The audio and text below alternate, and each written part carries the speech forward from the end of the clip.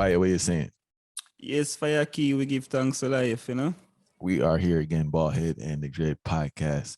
Give thanks for everyone been supporting the thing from those times to now. Do remember this Friday, all about Generation Gap Rhythm, brand new music from the one Autarchii, Mudaburuka, I'm Tafari, and Luton Fire. Available for all platforms. Video will be premiering on I Never Knew TV at noon this Friday, April 22nd. Also remember, Chant Down Baltimore, June 25th. We will be in Baltimore, Maryland, Carroll Park.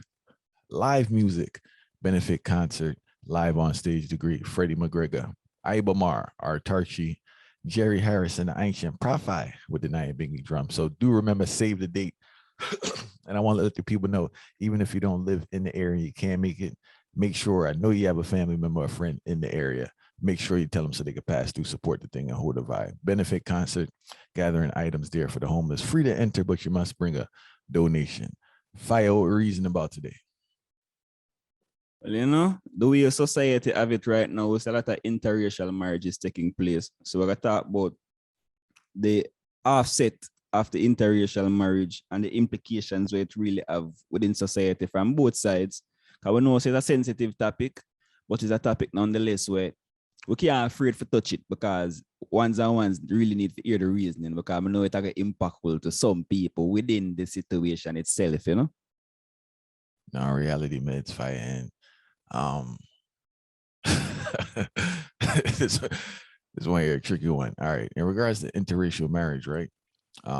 First, I want to say that, for, at least for my generation, I know historically, white women have, or European women or any fair-skinned woman has been put on a higher heights than Black women, right?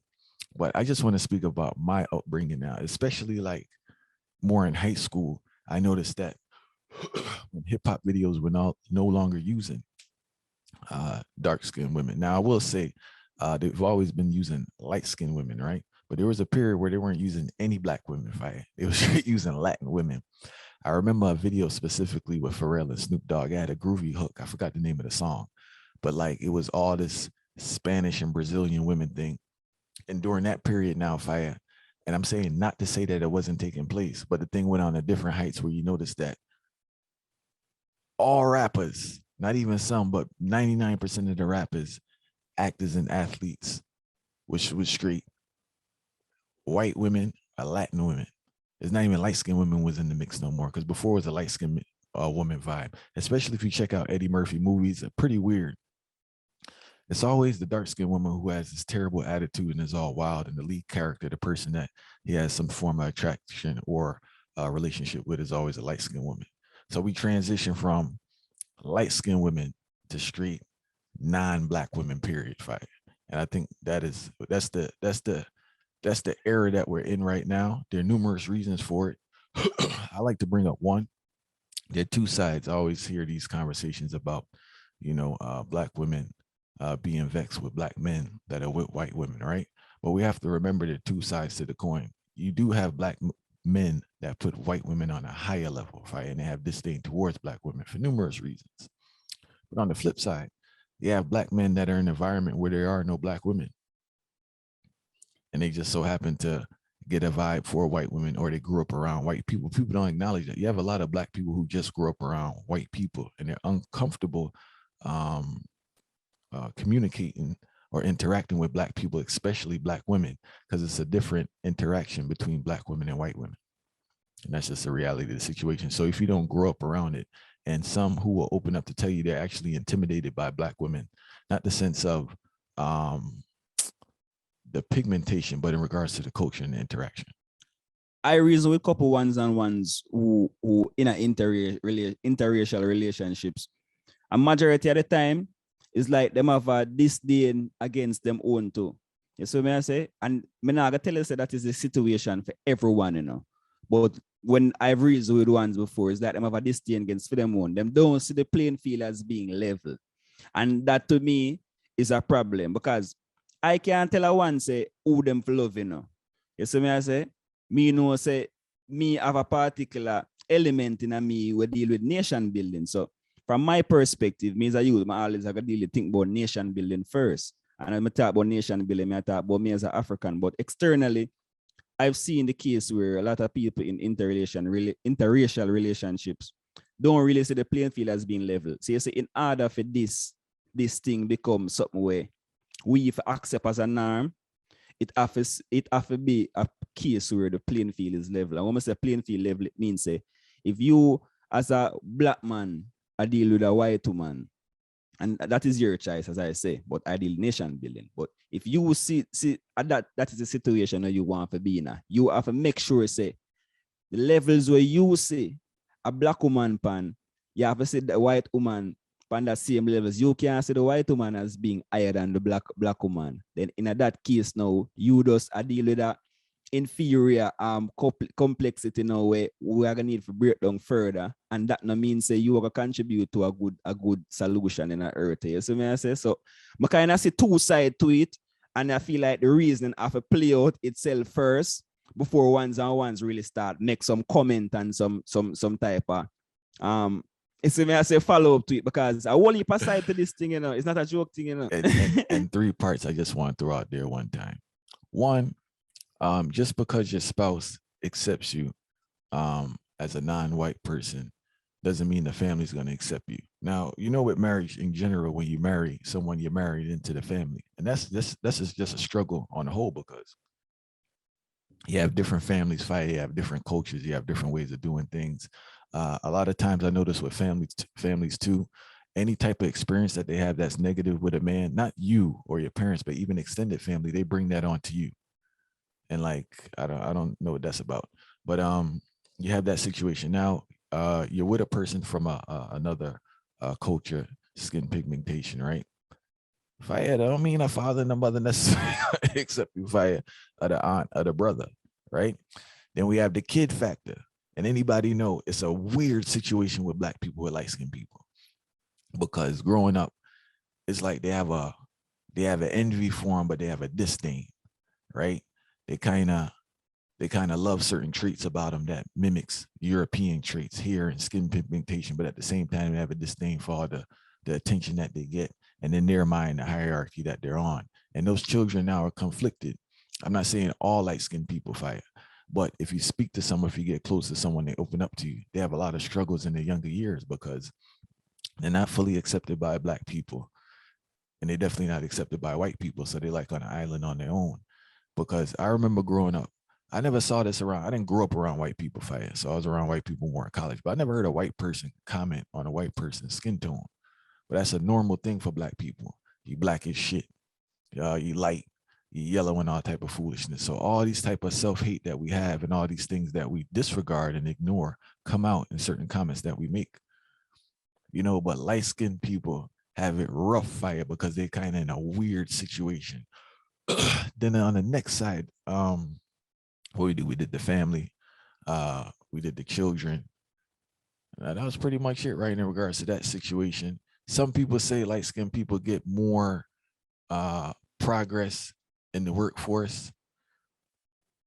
I don't know, maybe in past time. I don't know, that's still going now. So I'm not a man that been in so many different corporate environments, so I'm not the person to speak on that. But in my view, I haven't really seen that experience, right? But I do know about, or I have heard from personal interactions with people where the family itself were still racist, even though the child was married to a black person, and it came out in different weird ways. I've even heard instances where racism comes out in a relationship when tempers get high and racial slurs are thrown at the person they in a fight. That's kind of wild. That's kind of wild when you think about it. Like, you know, you're in a relationship with this person, all of a sudden things get a little heated and people start throwing racial slurs. So the question is now is like, you know, can a person fully be without the stereotypes they grew up with in America? I don't want to change the argument too tough. I'm not trying to sway off there. I'm just kind of just throwing out that question, you know.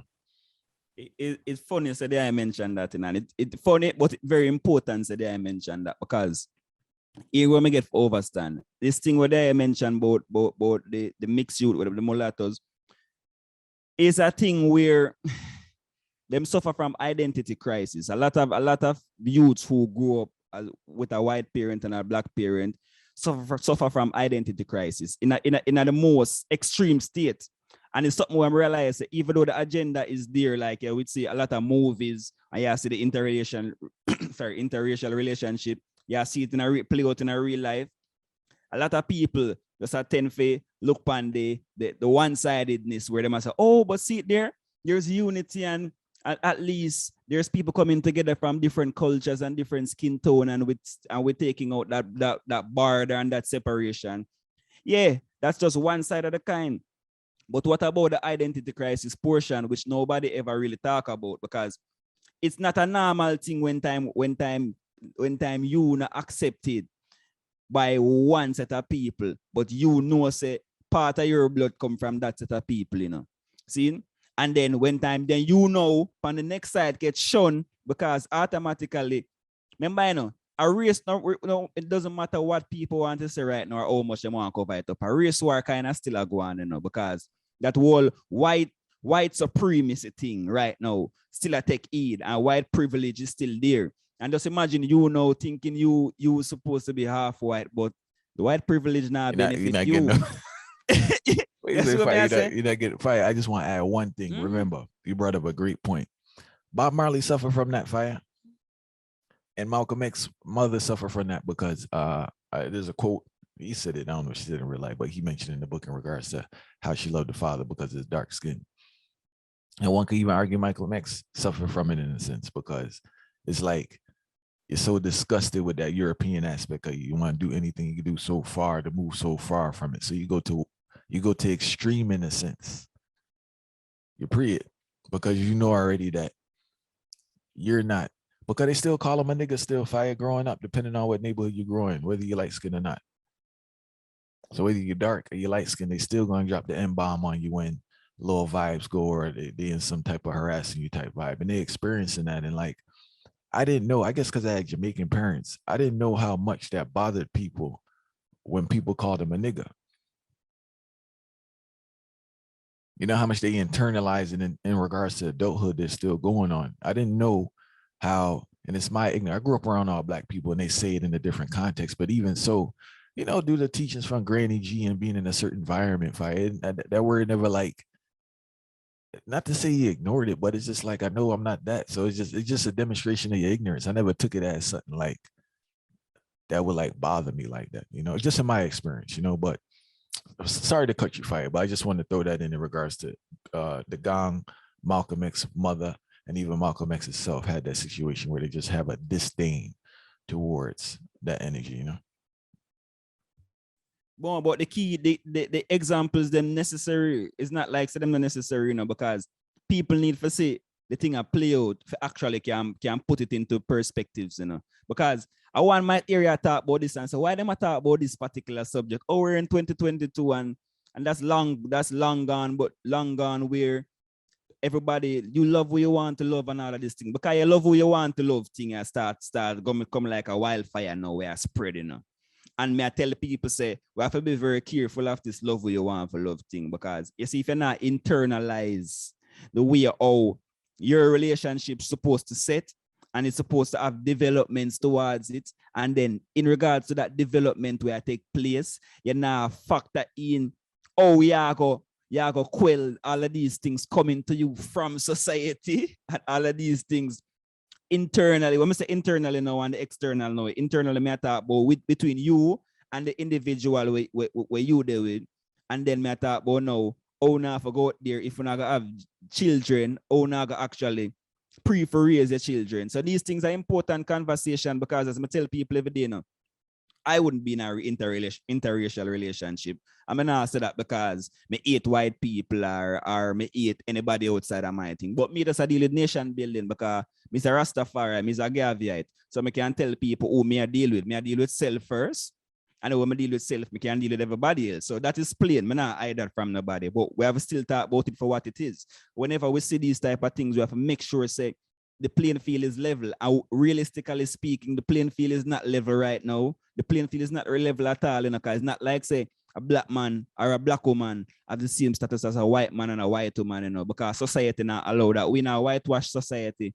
A whitewash society who only focus on them ego and them for them ego is drawn and driven by capitalism, and for them capitalism mindset, you think say that when them I think about empire within even for themselves, them no want to see that coming, like nobody come in and deter that, especially an African come in and deter for them bloodline certain way, or deter for them progress, and they make it feel like say them now represent white supremacy no more. You know what a white supremacist feel like when when them feel like so them white supremacy is not top notch anymore. I say that because a lot of these people who are benefit from white privilege don't overstand say them have white supremacy mindset as much as it no might extreme, It no might extreme as like a Hitler and certain type of man, But them have a white supremacy mindset. And anytime anybody will benefit from that supposed to know so that take place. You can't hide it. Now, if I hit it right on the nail, as I say, check this. When most people think about white supremacy, they think about the Black Legion or the Ku Klux Klan, right? And these are the same people that say, we talking about race still. Fire race don't matter. Everybody's here. But when you check this fire, how is it that in majority of offices, right, Black women are the most educated? Fire, don't nobody have more degrees than Black women right now. And we're talking about progressive women. We're not talking about all women, obviously, but those who do anything. But they still have the lowest pay. And we know how the pay scale work in corporate America. White man usually makes enough, dependent, especially if he's in a managerial position or up, makes enough to take care of his family on the whole. So where the woman doesn't have to work, dependent, you factor that in. And I'm not saying all white people, but listen to what I'm saying. If you're in a situation where you're getting some financial assistance with down payment for a mortgage, or assistance to send your kids from private school, the woman doesn't have to work, so she can focus on dealing with the children and dealing with the household situation. As we move down the pay scale now, I have to check the statistics again, so I can't speak accurately on this. I don't know who's making more, Black men or white women. But I do know for a fact, right, that Black women making less than everybody, right, regardless if they're married or they're not married, because that's the next thing I pre a lot of times too, with different races, not Black people. If they go to the manager, the boss, and the boss is aware of a divorce or that they're single, they'll work them out with their income so they can have a better livable wage to survive. As a Black person, they could care less, fire. They could care less if you're married. If you're not married or what's going on, you're going to get whatever salary that they provide for you. And that is the highest form of systemic racism. Economic fire. Everybody talking about all this other stuff. They want to talk about fire. Let's talk about economics. That's the source of it. Everybody talk about everything else. Who calling who the N-word, all this other stuff. Let's talk about economics. As long as you have disparity in economics, fire, racism has a strong hold on people, because if the less resources you have, the more you have to be subservient to people who don't care about you. Now, on the flip side, what we have to do, especially to the sisters, they probably don't want to hear this. I know we have the shopping for medication.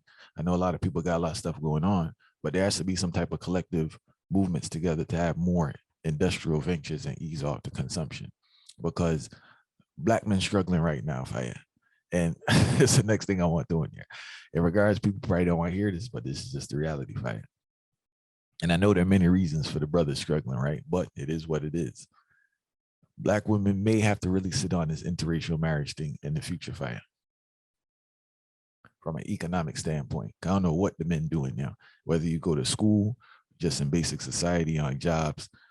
And I know there are a lot of issues that lead into that, right? And unless these issues are tended to and changed, we're still going to have this disparity in regards to Black women performing way higher than Black men in the academically, and in regards to performance and generating income.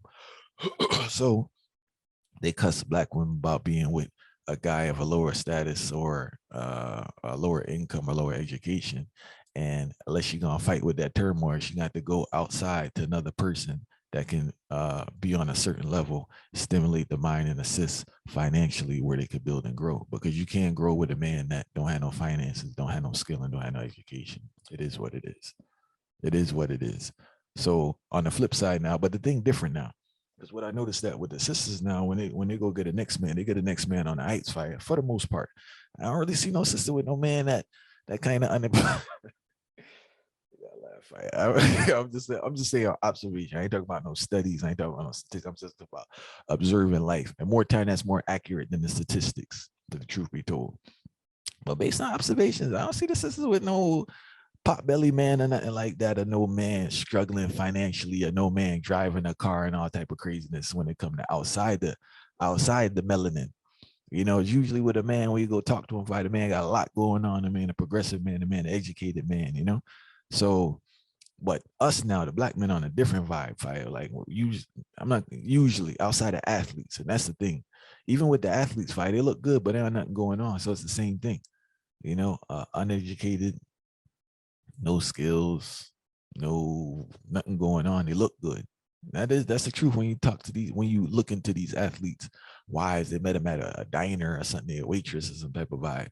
But in daily life, the sisters, when they go out the house, fire, they bringing back something with a little something to it. But when the brothers go out the house, fire, I don't know what they bringing back. You know? Yeah, let's keep it a buck on that. You know, they talk about that. I'm more clear up a big misconception about this whole interracial relationship. As I say again, you know, cause I don't know why I keep on make this disclaimer. Say, but I have to make it still. You see me, I say, I personally now fight against no one in them relationships. So I want to make that very clear because enough ones have misinterpretation, seen?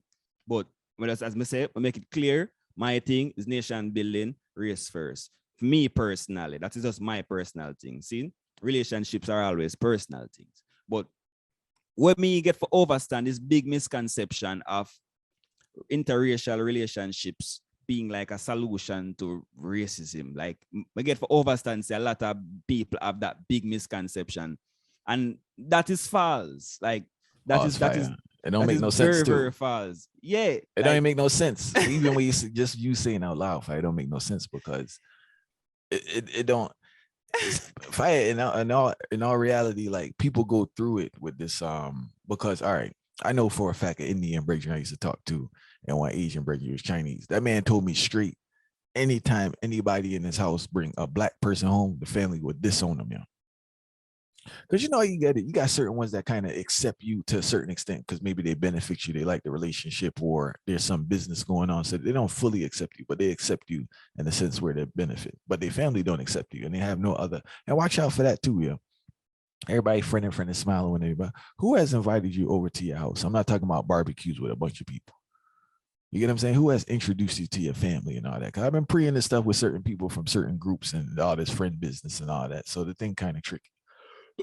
But you have many cultures, not just European cultures. If anybody bring anybody black to their house fire, that child is disowned. And a lot of people deal with it. In respect to those who deal with it, they stand firm and stand by their boo and get disowned. So if you're already disowned from your family fire, you have no connection and no energy there. That's already a big issue.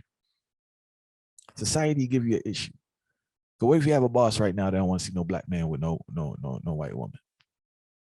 Or you don't want to see no white woman with no black man fight? You don't think a little weird things gonna go there and some little weird energy there? Because people are humans at the end of the day, and they little insecurities and their little weird behavior that's not gonna mingle into the profession. I believe that about it from I include the profession and profession part of it.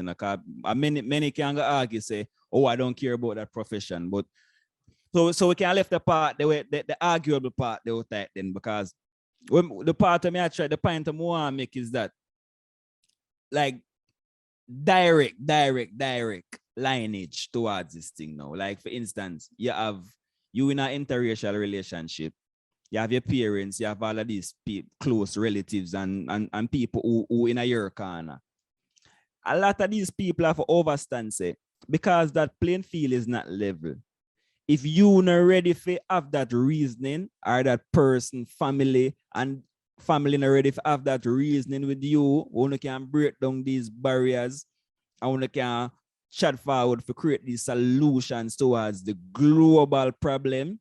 Because that personal problem of the interracial relationship is also a global problem, societal problem itself, So you have to see it as one thing. And when you see it as one thing, I want to break down the chains them without any form of hypocrisy, because I feel like a lot of hypocrisy is involved in these things. And ones don't want to talk about the full extent of these things when them in it with like them in-laws or whatever. Them don't want to talk about the depths of it because them feel like it will come off as too harsh, either too harsh or it will come off as, oh, I don't want to crush any corner or step on anybody's toes. But it's something, it's a reality, and if one's gonna deal with the reality, might as well deal with the reality 100% than deal with the reality 50%. And when I have to know which part to understand, and once you know which part you stand, then the only way you're gonna really get over your type of thought process is to make sure so you address a problem, the elephant in the room, and we address that problem, only work towards it. But if you see for another that, then all of this interracial relationship thing, it not gonna really make any sense, because if you can't address the elephant in the room and you can't acknowledge that it exists, then you only lie to yourself.